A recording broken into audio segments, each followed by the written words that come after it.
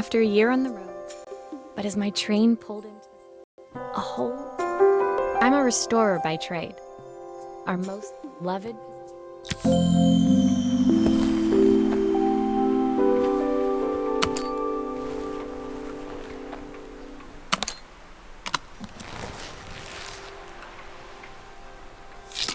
I picked up these sunglasses on my last stop. Hopefully I'm cool enough to pull them off. I saw a guitarist wearing these at a show once. Rock and roll repair woman, at your service. The tools of my trade. No hope of restoring things without these.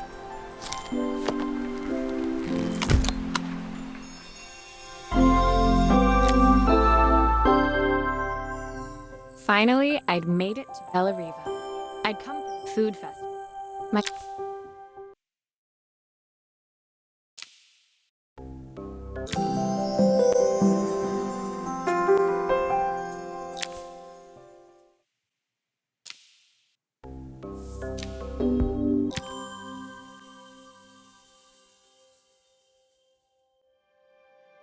It was my first morning in Bella Riva, and I couldn't wait to leave my hotel and explore. It was a quiet town, its streets and alleyways basking peacefully in the hot morning sun. In the main square, meanwhile, preparations were underway for the festival in a few days' time. As I handed out my flyers, I wondered what the people of Bella Riva would need me to fix. So far, everything here seemed perfect. I was starting to worry I'd made a mistake when I felt someone tapping me on the back. Hi, I'm Izzy. Do you know how to fix things? It was a little girl, maybe 7 years old, who must have gotten hold of one of my flyers. She rummaged around in her backpack until she hauled out a battered red cassette deck. My tape is broken and I can't make it work anymore. I tried to fix it myself, but there's this metal thing in the way. Can you try?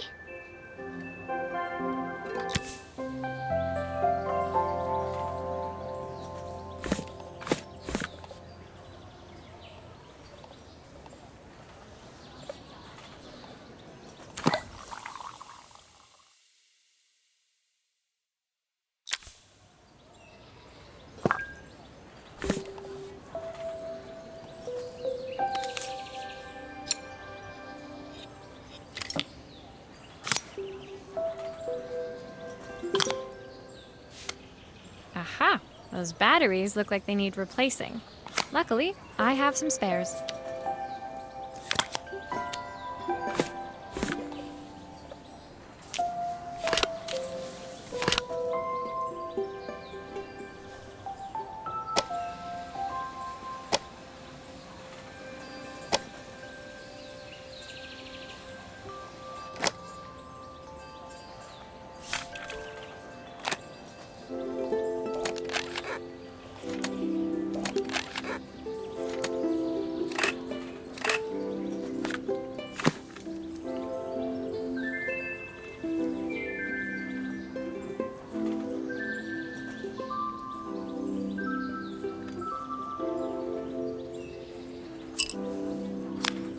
Why did you do that?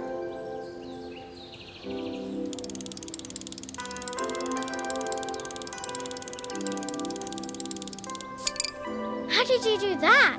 I didn't see.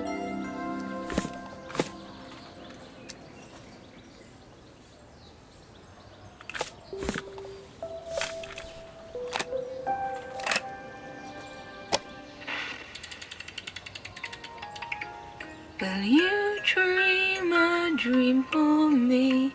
If I sit by your side and hold you so tight, know that I will always love you, even though we both know that we must say goodnight. Good night, my darling.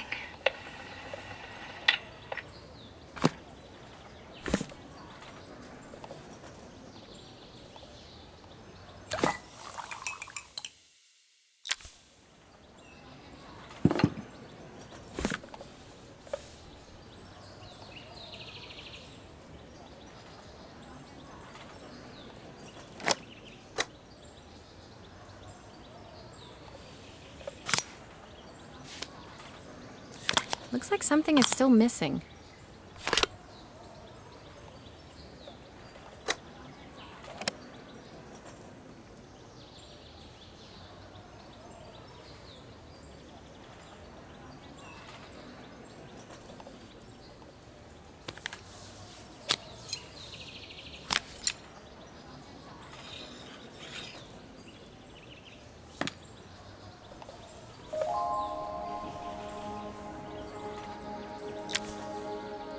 When it finished, Izzy picked up the tape deck and tucked it carefully into her backpack.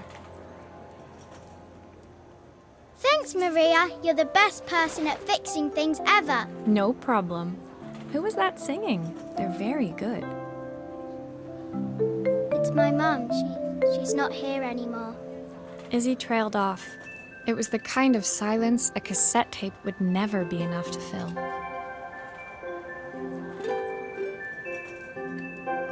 When Izzy's friends called for her, she dug deep into her pockets, looking for something to pay me with.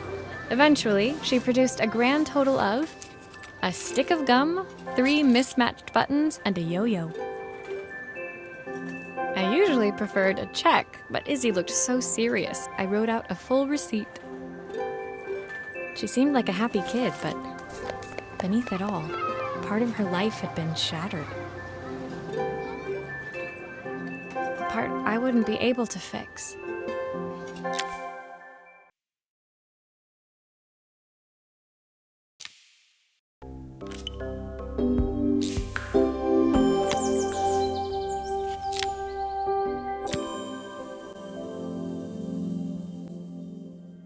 My first repair complete, I spent the rest of the day doing small jobs in and around the square. I was exhausted when I got back to my hotel and found a message asking me to make one more visit. The address led me to a quaint little house, a stone's throw from the beach. Bathed in the evening light, it looked beautiful, in spite of its flaking paintwork and chipped tiles. The front door was opened by a harried-looking man, still dressed from a long day at the office. Are you Maria? My name's Joseph. I'm Isabel's father. I'm so sorry she bothered you this morning. Please, come in. I'd like to settle up properly. On the mantelpiece, I saw the remains of a broken statue. Without thinking, I picked up a fragment. Ah, my father's statue. What's left of it, at least. Yet another way I'd have disappointed him. It survived 100 years in this family. But 5 minutes with Isabel and... Do you think you can salvage it?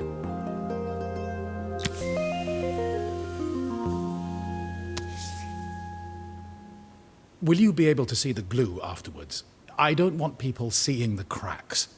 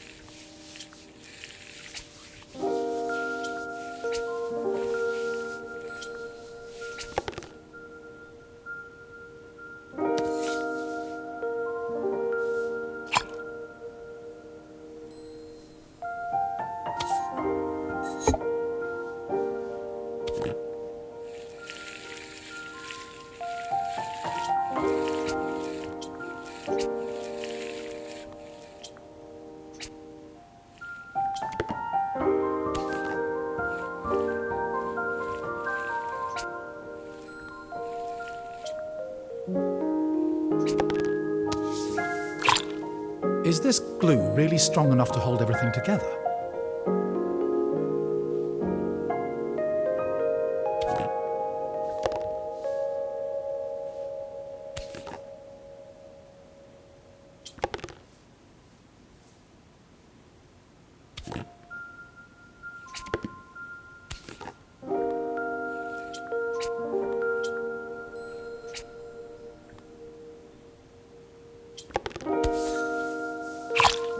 Sometimes I think my daughter should come with a warning label.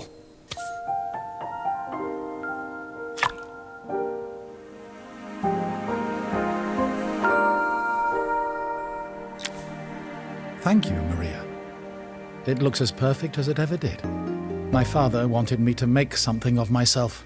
He didn't have time for anything less. As Joseph put the statue back on the shelf, it nudged against the family portrait stood proudly next to it. So he was Bellariva's mayor. And that was Izzy's mom. They must both miss her so much.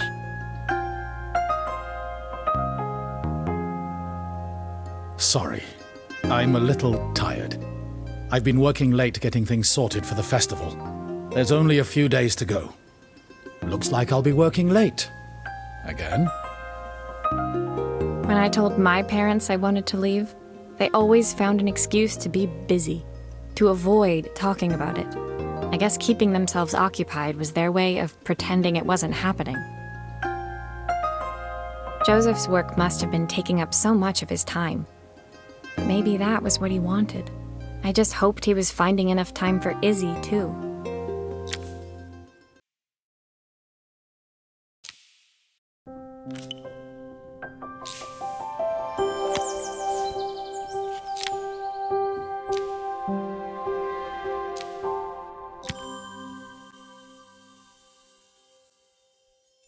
My second day in Bellariva dawned bright and clear. Another beautiful sunny morning. Walking into town, I passed cafes overflowing with customers cradling their morning coffees. I stopped, breathing in the smell of roasted coffee beans and freshly baked pastries. I was about to go inside when the owner of Carmen's, the cafe next door, stopped me. Hello, Maria? Were you here yesterday handing out flyers? I have a job for you. Her place was petite, tucked between its competitors as if hoping they wouldn't notice. Judging by the empty tables inside, though, her potential customers hadn't noticed it either. It's a bit slow today, but we're just getting started. I'm sure it'll pick up soon. As Carmen chatted, she walked over to the counter and returned with an old rotary phone. At least I've got plenty of time to practice my recipe for the festival. It's a new special I've been working on. I was hoping to call my sister for some, seasoning tips, but it won't connect. Can you see if you can figure out what's wrong?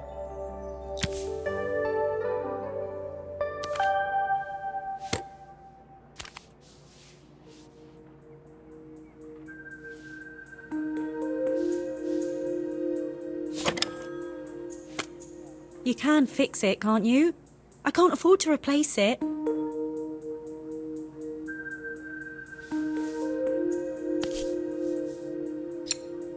Obviously, we'd normally be much busier than this.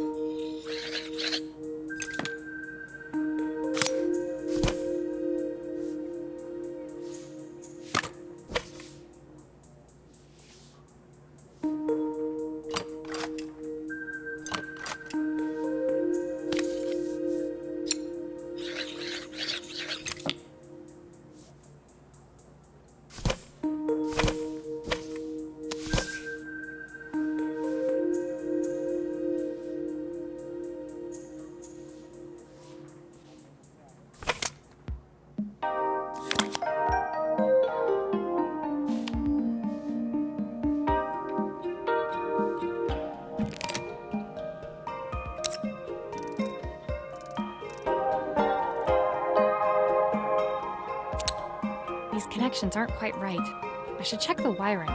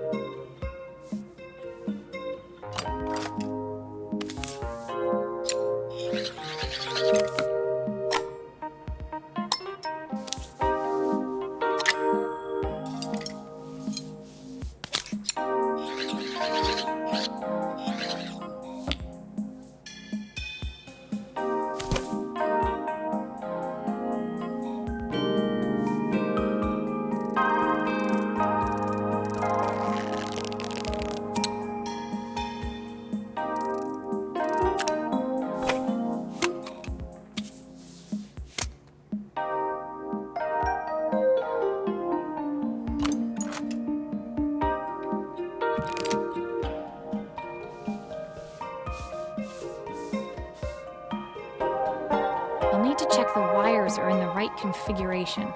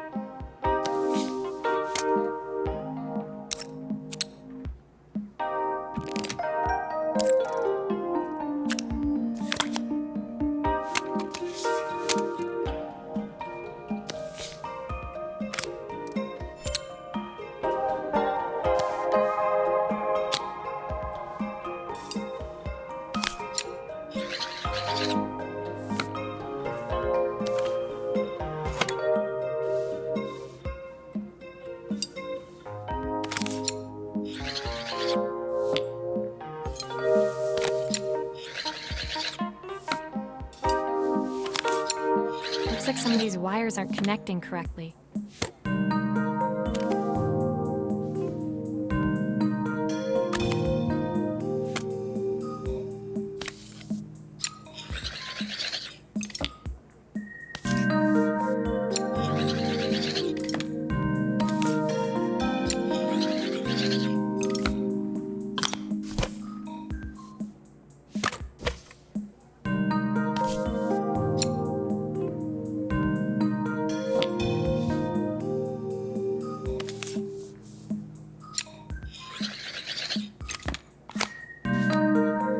Check the wires are in the right configuration.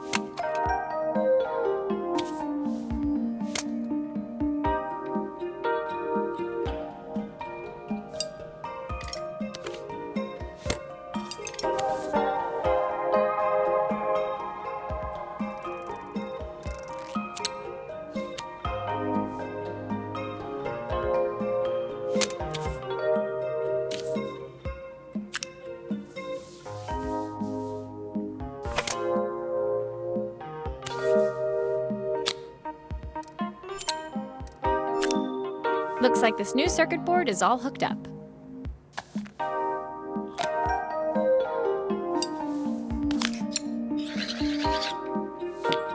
Looks like something is still missing.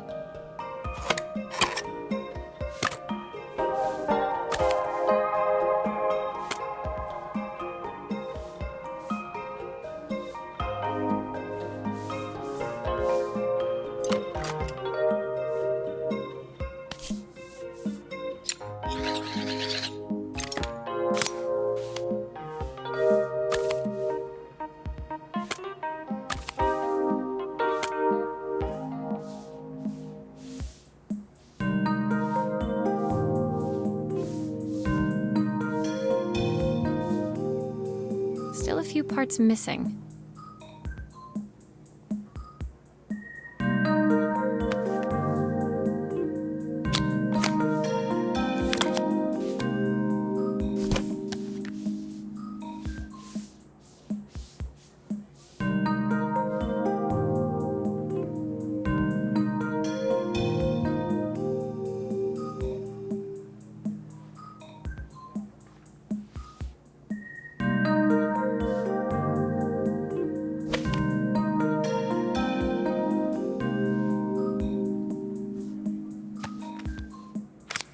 There's still a part I need to attach. Where does it go?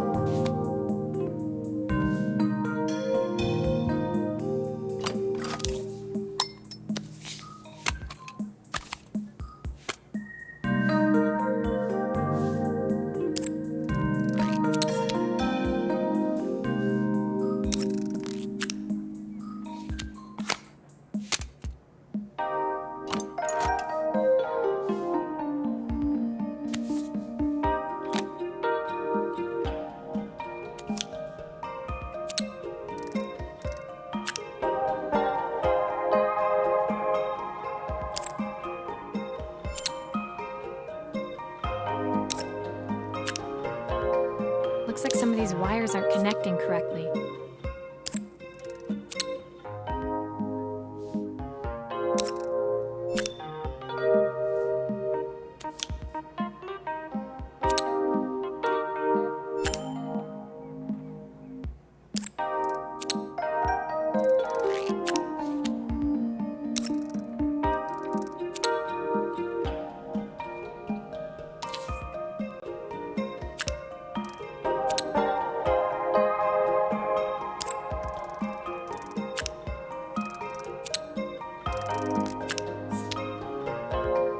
I'll need to check the wires are in the right configuration.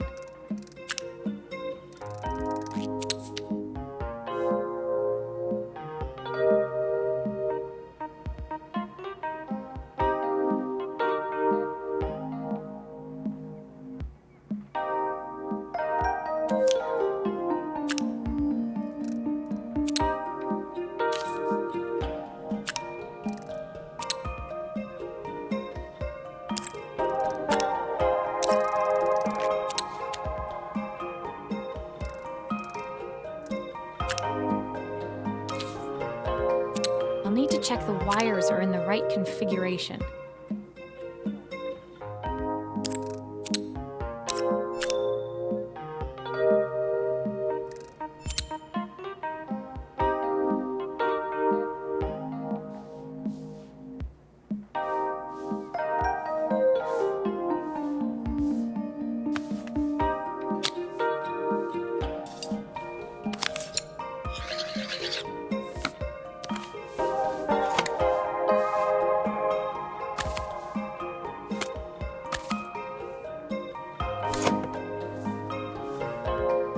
I think I've missed a screw somehow.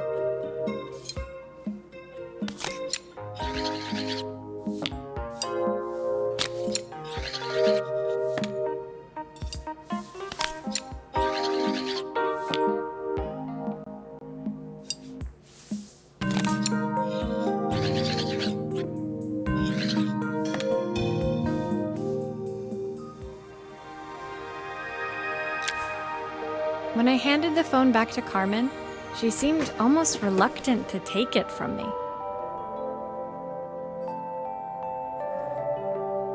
So it's all working now, is it? I don't have to leave it to dry or let it cool down? Nope, it's ready to go. It'll be ringing off the hook in no time. That's if I can pay my phone bill anyway. And the rent, and the suppliers. Anyway, take a seat and I'll be right with you. Your coffee's on the house. I sat at one of the empty tables, while at the counter, Carmen had started dialing the phone. Hello? How's my favourite sister doing today? As she talked, Carmen became more and more tense. This didn't seem like a call for some cooking advice. I know I still owe you from last time, but I can't afford to take part in the festival if I don't pay. I could almost feel the eye roll at the other end of the line. You don't need to be here, though. Can't you just put the check in the post? When the call ended, Carmen brought me my coffee, her hands trembling. Sorry about that. My sister's decided to fly in for a visit. Oh, God, I have to get ready. Actually, I might have another job for you. Can you come by tomorrow?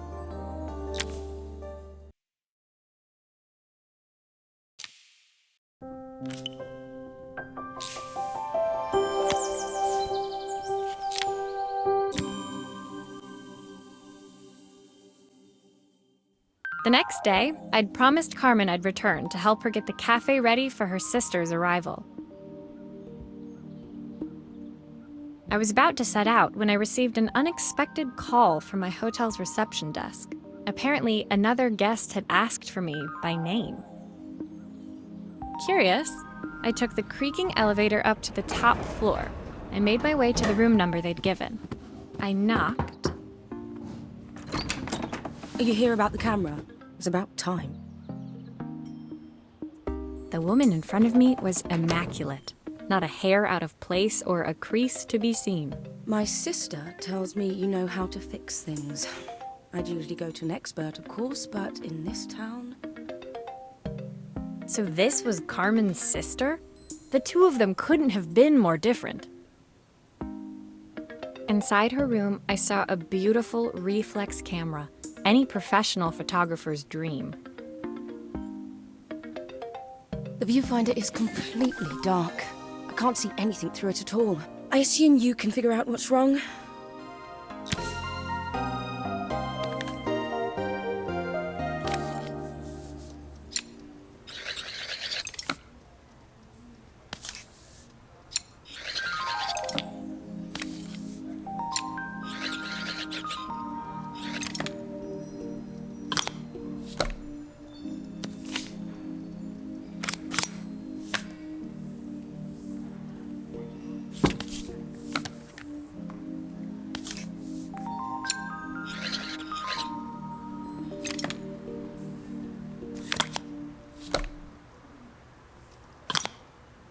I don't suppose you've fixed anything this valuable before.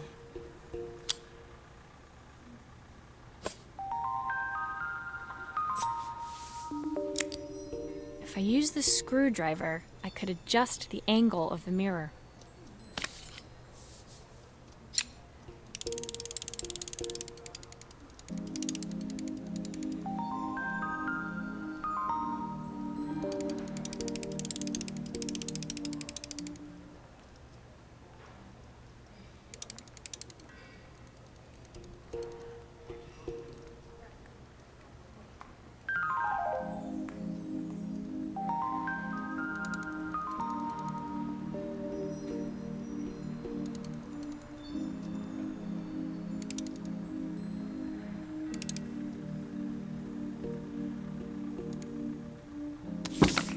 Perfect.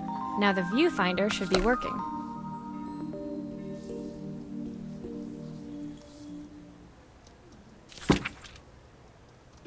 You need the manual.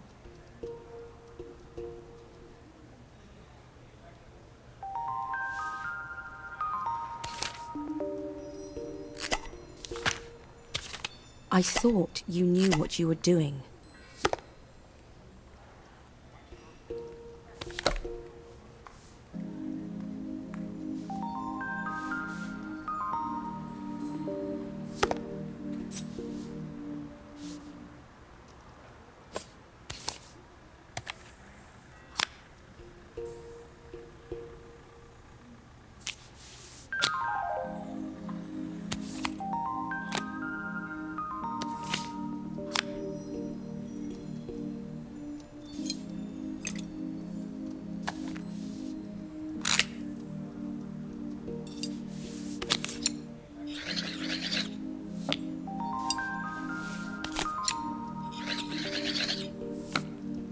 Those screws still need to be put back.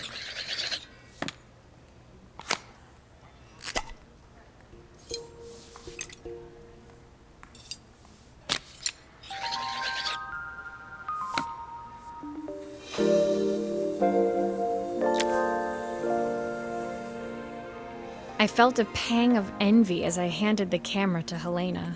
It put my disposable to shame. I picked it up on my first trip to Paris. It's a 1958 limited edition, the first of its kind. It cost me 3 months' salary, but it was worth it. I had no idea what 3 months' salary meant to Helena, but I was pretty sure it was more than I could afford. It was strange, really, that we were even staying in the same hotel. I'd picked this place because it was cheap and cheerful, but surely she could afford somewhere better? She took some test shots, fiddling with the camera settings until she was absolutely satisfied. This work is immaculate. At least there's one person in this town who knows what they're doing.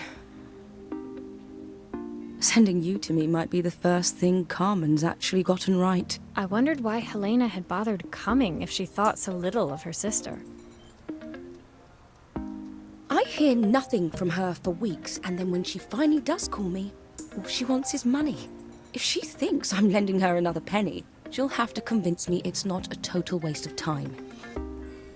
That didn't sound good. If Hurricane Helena was about to hit, I hoped Carmen was ready.